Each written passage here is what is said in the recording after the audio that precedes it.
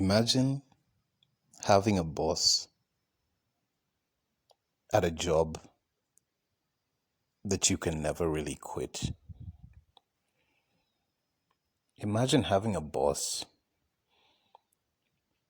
who tells you how to dress, who to talk to and who not to talk to, what's to be passionate about and what passions of yours are stupid or worth pursuing, or even just having a boss who tells you what to be passionate about, and your entire workday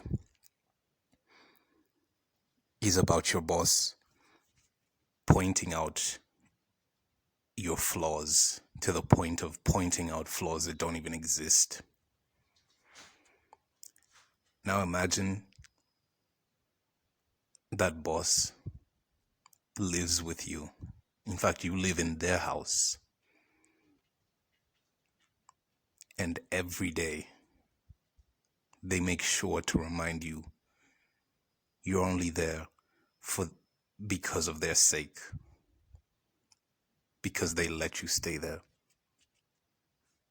Because you would be out begging on the street if not for their graciousness, if not for their blood and sweat and toil and tears that they permit you to take up space in their vicinity. Wouldn't you quit that job in record time, even if it was the last job you had to homelessness? At least nowadays, the concept of trauma bonding is a lot more talked about. It's a lot more commonplace, and if you're looking for the kind of information that you want to find, you can find it quite easily now. Human beings are so trauma bonded to the experience of this reality that rather than die with that pain, they have to push it and push it and push it to the subsequent generations that are even less equipped to deal with it. How arrogant is it that we believe that we're the most intelligent generation that has ever existed, or even, let's say, the past 2-3 generations, because of how much access we have to information and other things, that the previous generations just didn't know anything. They were just bumbling idiots, just wafting through this plane of existence.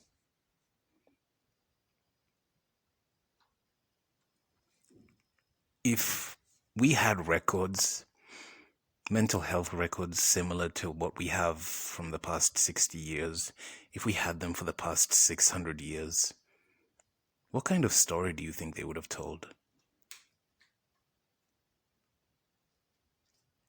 What would they have come up with? What trends would they have seen? It's not like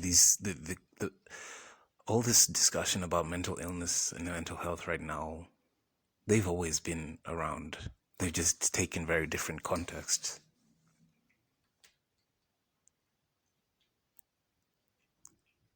Imagine finding a record from the 16th century about anxiety or schizophrenia or depression. Would the same trends exist that far back as they do now? Because with everything we have, with everything we know, and with everything we've experienced, every fucking day we wake up and repeat the same bullshit. We know what our problems are from A to Z, and if we don't know, we find the people who know what our problems are. And yet every single day we just fall asleep and wake up and just continue, just perpetuate that disgusting cycle. And worse still, we push it onto our children, and then we can kick our feet up and say, it's your problem now. And more so, they should be grateful and humble and worship your feet at the fact that you've dragged them into a fucking shitstorm that they had no part in at all.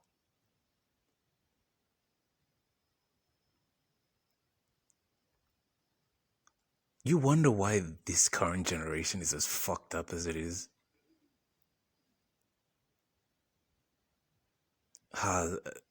We've it's a symptom of what we as a species has been saying that we want to strive towards. Modernity, convenience, pleasure. This is the end result. The obesity rate is the true pandemic, and it has been for the past 2 decades. Mental illness is just skyrocketing in so many different forms: anxiety, depression, narcissistic personality disorder.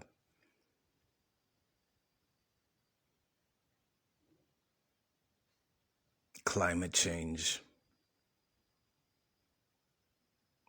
Wars that are still just as bloody, if not more bloody, because we have the means to cover these wars. And it's only years or even decades after those wars that we truly understand the extent to which it was brutal. Like the Iraq War, for example.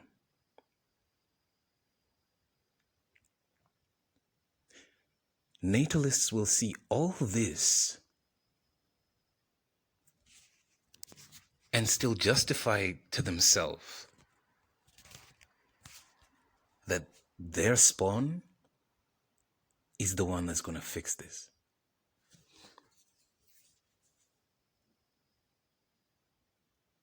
You don't see the pictures on these UN food aid and refugee ads, and you see crying children in the most deplorable situations you could ever imagine.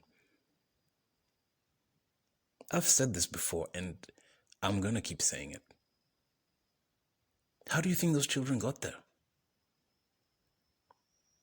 You're gonna tell me in a time of turmoil and war and just unspeakable kinds of savagery, people still had time to fuck and create children?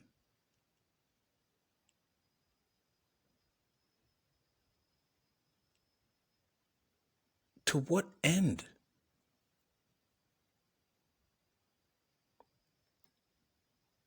Every fucking day,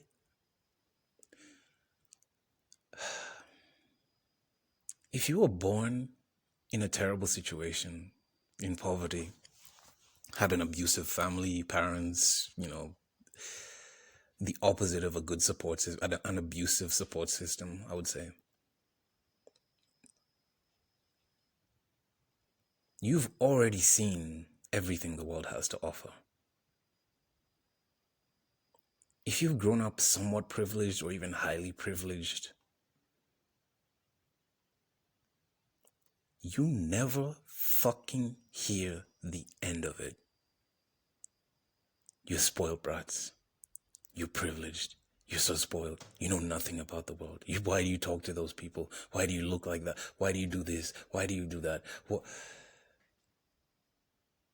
The 4th commandment of the fucking Bible says obey your parents, honor your mother, blah, blah, blah. Like, I didn't tell you to fuck and create me and put me on this fucking shithole. Now I'm supposed to worship you?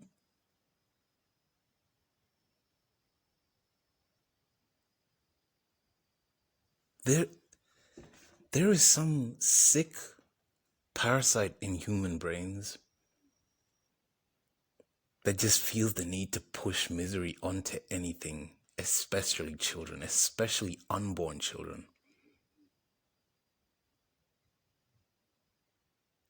Either the child turns out in a way that you can mold them completely into a doll of your own creation, and if they don't, you can discard them.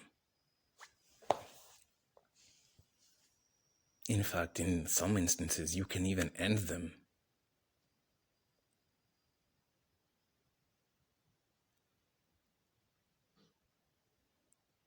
What the fuck do you, what?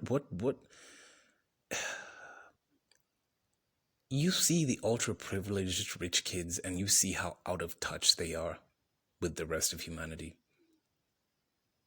It isn't their fault.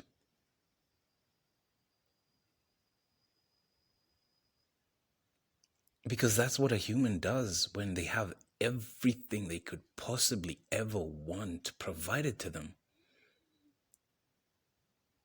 They're no longer a human, they're just a conduit for wealth. Wealth and just not even instant gratification, just gratification itself.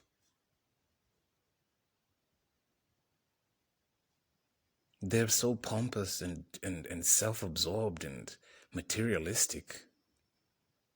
But isn't that the goal? Doesn't everyone want to be them or be like them? I don't see why it's a problem for them. But once you get there, you earned it. You put your blood, sweat, and tears into this. And then you end up raising your children with money, instead of raising them up to be individuals, instead of guiding them to their individuality, not forcing them, not leading them, but guiding them to their individuality.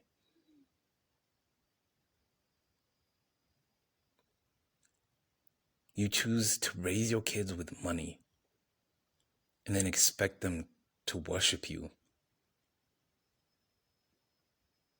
and take your shame and your blaming tactics as some sort of care and love.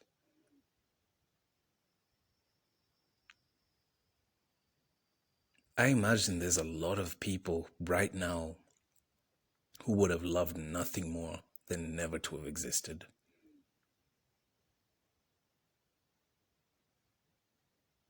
I am someone who really tries looking through whatever ideologies I can find, and I think all the time. I overthink. In fact, I'm always in my mind.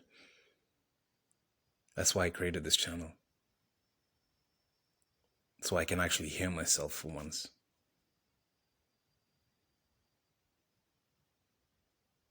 Antinatalism to me is such a brutal reality because it really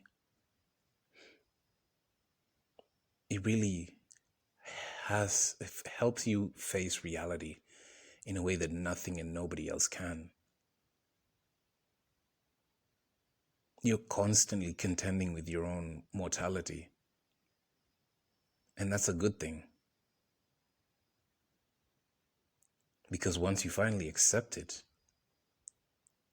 you will also accept the burden of the previous generations onto yourself and say, enough. It ends here. I don't need to bring a child into this world to shame them, to break them down before they've even had a chance to be broken down, to set them up for the worst failures you could possibly imagine.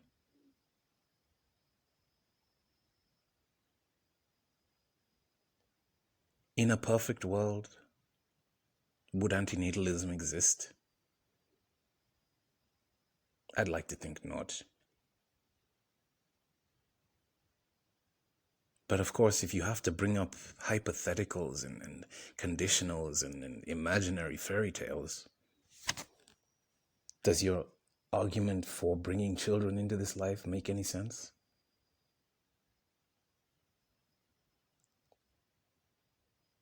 I don't understand how people can see that happen, see what is happening in front of us right now.